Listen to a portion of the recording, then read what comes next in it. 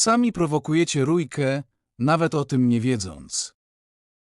Nieprawidłowa objętość gniazda, zbyt wiele ramek, a nawet odwrócona ramka mogą uruchomić mechanizm wymiany matki.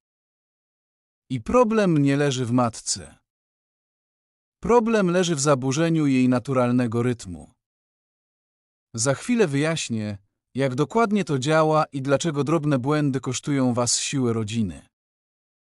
Po pierwsze, objętość ula musi odpowiadać sile rodziny pszczelej i mieć około 20% zapasu. Nie powinna być na styk. To jest pierwsze. Po drugie, jak wczoraj powiedział nasz kolega, gdy na 12 ramach znajduje się czerw, tego również nie powinno być. To właśnie wyprowokujecie pszczołę albo do zmiany matki, albo do stanu urojowego. Pozwalając matce chodzić po całym ulu bez ograniczeń, prowokujecie zniszczenie lub wymianę matki. Jak matka składa jaja? Nie patrzy na Was, powiedzmy, na pierwszych ramkach. Potem biegnie na 3., 4., 6. ramkę, nie tak to robi. Matka składa jaja spiralnie. Bierze pierwszą ramkę, robi spiralę wewnątrz komórki. Następnie przechodzi na drugą stronę tej samej ramki, robi taką samą spiralę i trochę większą. Potem wraca tą samą drogą na przeciwległą stronę. I tak się dzieje, w zależności od jakości Waszych komórek. I powiedzmy, ile komórek w ogóle nadaje się do składania jaj przez matkę. Ale zazwyczaj normalna matka spędza 3-5 dnia w jednej komórce.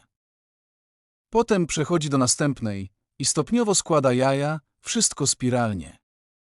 Na koniec, powiedzmy, 20-21 dnia. Dlaczego? Bo, jak napisano w literaturze, pszczoły wylęgają się 21 dnia. Obecnie wylęgają się zarówno 20, jak i 21 dnia. Nie należy tutaj zgadywać. Można ocenić tak: mniej więcej do końca 21 dnia matka powinna wrócić na obszar, z którego zaczęła składać jaja pierwszego dnia. Pojawia się czerw, a matka ponownie składa jaja. Pszczelarze oczyszczają komórki, a ona znowu je zasiewa. I odwrotnie, wszystko się powtarza, jak wcześniej. Najpierw pierwsza komórka, potem druga i tak dalej. Jeśli Wasze gniazdo nie odpowiada zdolnościom składania jaj przez matkę, a jest rozciągnięte. Matka, powiedzmy, ma 700 larw, a daliście jej dostęp do 8 ramek. W końcu 8 dnia, gdy już wypełniła ramkę, wraca na swoje miejsce. A tam pszczoły już postanowiły, że tę ramkę trzeba wypełnić pierzgą lub obróbką. Matka zaczyna szukać swojego miejsca. Podchodzi do drugiej ramki, ale druga ramka jeszcze nie rozpoczęła czerwienia. I zaczyna biegać po ulu w poszukiwaniu miejsca, gdzie złoży jaja. Stąd całe zamieszanie. Matka traci rytm. I, nie daj Boże, jeśli będzie więcej ramek.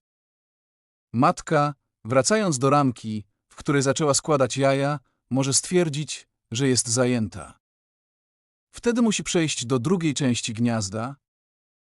W efekcie między czerwem może powstać bariera, pierga lub miód. Niektóre rasy matek nie przechodzą przez barierę miodową lub ramkową na drugiej ramce. Wtedy na tej ramce może znajdować się jeszcze więcej larw. Gniazdo automatycznie dzieli się na dwie części z powodu dużej liczby ramek.